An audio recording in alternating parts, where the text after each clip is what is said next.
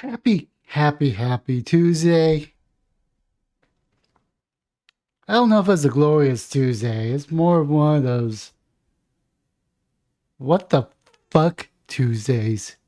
And yes, I did curse because it warrants it. It definitely warrants it. So everything that the media told us about Trump, everything that Democrats told us about Trump, is what the Democrats and the current people in power are doing. Are we no longer a first world country? Are we now a third world country under a despot ruler? Now, I'm going to try to keep my bias in check and try to stick to the facts, but it's very hard not to be very opinionated and go with your biases. All I'm going to say is the FBI raid on Trump's home in Florida smells of politics. It walks like politics, feels like politics. And I just have a feeling that it's strictly politics. Now, I don't like this person one bit at all. This is Andrew Cuomo, the former governor of New York. Unfortunately, he did not get removed because he killed a bunch of people in nursing homes. He got removed for being inappropriate towards females. Hopefully that day will come when he's actually held liable. But I actually agree with this statement. Now keep in mind, Andrew Cuomo does not like Trump one bit. The DOJ must immediately explain the reason for his raids and must be more than search for inconsequential archives or it'll be viewed as a political tactic and undermine any future credible investigation and legitimacy of January 6th investigations. I think the January 6th investigation is a sham. Let's go ahead and go with Rand Paul. The FBI raid on President Trump was approved by Director Wray, who has also claimed that the illegal FISA warrants used to spy on Trump were constitutional. Today's raid is outrageous and unjust, but predictable. And of course, the judge that signed off on this raid was Bruce Reinhardt, who is linked to Epstein of all people. Go figure. People in D.C. seem to be around Epstein. Same thing with Trump. He was around Epstein. Don't get me wrong, but he was president when Epstein was arrested. Of course, this is where a lot of criticisms of Trump comes into play, where I don't know if he was too trustworthy, but he was steered towards certain people. Of course, this judge was appointed. Donald Trump appointed Choose Bruce Reinhardt to place, and he started serving as decided in 2018. He gave his blessing of the search of the previous president's property. Now, this is India Iobo, which is probably a foreign news company. But this judge was appointed by Trump, which signed off on the warrant. I don't know if that gives any prudence or not. Let's see here. According to the New York Post, the judge who okayed Mar-a-Lago raid, Obama donor once linked to Jeffrey Epstein, the Florida federal magistrate judge who signed off on the search warrant authorizing the FBI raid of former President Donald Trump. Give me one moment. Stop you. I want you to go away. I wish news sites want to do this.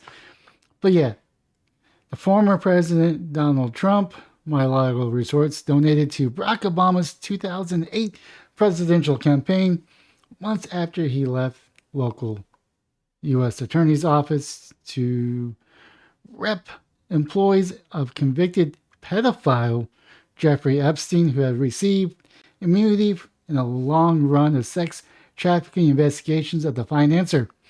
Sources told the Post that the judge, Bruce Reinhardt, approved the warrant to enable the federal agents to converge on the Palatola, South Florida estate on Monday in what Trump called an unannounced raid of my home. You appointed the judge. Should have been more, should have vetted these people better, Trump. Like I said, I'm going to be a little harsh on Trump because he appointed these people. Of course, I Googled search Christopher Wray. Now, this is Wikipedia. Christopher Asher Wray is an American attorney of the 8th Director of Federal Bureau Investigation, served since 2017. From 2003 to 2005, Wray served as the Assistant Attorney General in charge of the Criminal Division of George W. Bush administration. Another person that Trump approved, who is the director of the FBI, who approved this. Now, of course, they're saying that Joe Biden didn't know about this. I think he did know about it. I don't know if he was briefed about it. He ordered it. But he had to know. So we got number 1, which is Joe Biden. You got number 3, which is Nancy Pelosi, that said that she was shocked to hear about this. I think they knew. Whether or not they were part of the decision, they definitely knew. Now, this is the Hill. This is an opinion piece. Justice Department should have subpoenaed the documents, not raided Trump's home. And I'm also hearing that Trump was cooperating. There's 15 boxes that Trump took from the White House and the Presidential Act, whatever, the archives, got most of those documents back and was handed to the January 6th committee. They told Trump that some of these were classified and had to be locked because the presidents do have security clearance and are able to read certain security briefings. So he complied and kept them locked. But out of the blue, they raided his home. Decision by the Justice Department to conduct a full-scale morning raid on former President Trump's Mar-a-Lago home does not seem justified based on what we know as of now. It is true that the basis of the raid was the former president's alleged removal of classified material from the White House that would have constituted a double standard of justice. Hillary Clinton. There were no raids, for example, of homes of Hillary Clinton or former Clinton administrative National Security Advisor Sandy Berger for comparable allegations of mishandling official records in recent past. Previous violations of the Presidential Record Act typically has been punished by administrative fees, not criminal prosecution. Perhaps there are legitimate reasons for applying different standards to Trump conduct, but those are not readily obvious at this stage. More appropriate action would have been for a grand jury to issue the subpoena for any boxes of material that were seized and for Trump's private safe that was open. That would have given Trump's lawyer the opportunity to challenge the subpoena on various grounds. I don't think so, unless this is a different form of grand jury. Here in the state of Texas, the lawyer doesn't even know that their defendant is being charged or for a trial. That's usually for criminal cases, like murder cases, to see if there's enough evidence to go forward with charges. But this may be something a little bit different. Because there are various grounds. Some of the materials was not classified. That previous classified material was declassified by Trump. That other documents may be covered by various privileges such as executive or lawyer-client. Instead, the FBI apparently sees everything in view and will sort the documents and other materials without a court deciding which ones are appropriate subject with the Justice Department seizure. Search and seizures should only be used when subpoenas are inappropriate because of risk of evidence destruction. It is important to note that Trump himself was 1,000 miles away when the FBI search and seizure occurred. It would have been impossible, therefore, for him to destroy subpoena evidence, especially if the subpoena demanded immediate production or production. If he or anyone else is destroying evidence that was subject under the subpoena, it would be far more serious a crime than what the search warrant seemed to have alleged. It is unlikely that there is any basis for believing that the search warrant was sought because a legitimate fear that the subpoena evidence would have been destroyed. Defenders of the raid argue that the search warrant was issued by a judge, yet every criminal defense lawyer knows that each search warrant are issued routinely and less critical than candy is distributed for Halloween. Judges rarely exercise real discretion or real supervision. It may be different when president's home is the object of the search, but only time will tell whether there was a case here. I would go on, but I think you kind of get the point. There's other routes that the FBI could have went. And also we're finding out when Hillary spied on Trump using the FISA warrant, they used the dossier, I forgot which dossier it was, the one that was referred to, the PP dossier, which was false information. They used that to continue to spy on Trump during the campaign. So who's to say that they didn't pull some shenanigans like this in the same manner? And yes, it is not a conspiracy theory that Hillary spied on Trump. She paid for the dossier to use for her campaign. She got slapped on the hand, had to pay a fine for the said dossier. But yet, she is not under indictment. Her home is not being raided, but Trump is. There's definitely a double standard here, and I hate to go with whataboutisms. But after certain whataboutisms that we see with our own eyes, you gotta question something.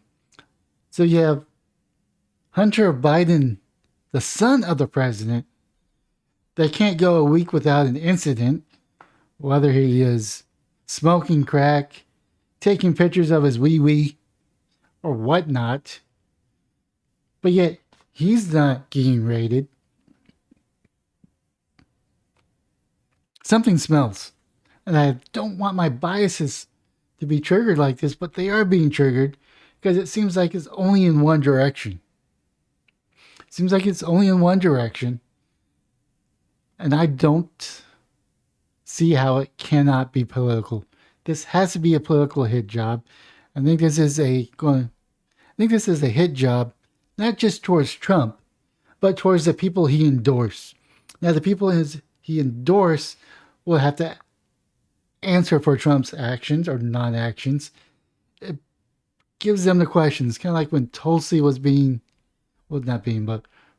on to interviews when she was running for president. They always brought up her trip to, I want to say Saudi Arabia, but it's not Saudi Arabia, Syria, where she met with the dictator of Syria, and they kept on plastering that. She couldn't even get what she was running on.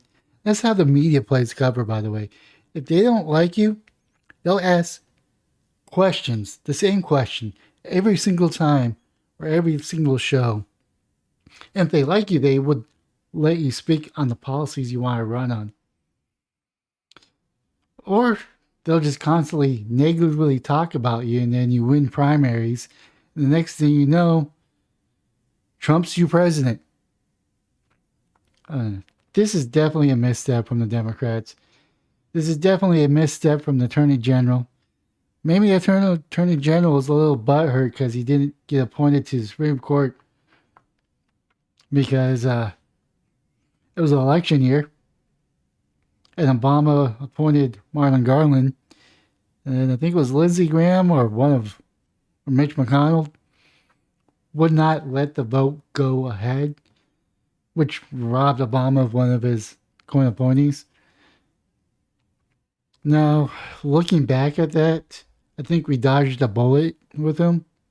I mean, I don't think it was fair for Mitch McConnell or Lindsey Graham to do that, by no means. Especially when they let the last chick on in the same type of scenario. I think there's a little double standards there, but I think we dodged a bullet with that one because he's acting like a little dictator. With that being said, leave a comment down below what your thoughts are. What is your theory behind this? Do you think it was justified? Do you think it's politics at play or bad politics? Does this smell? Let me know what your best theory is because I'm curious.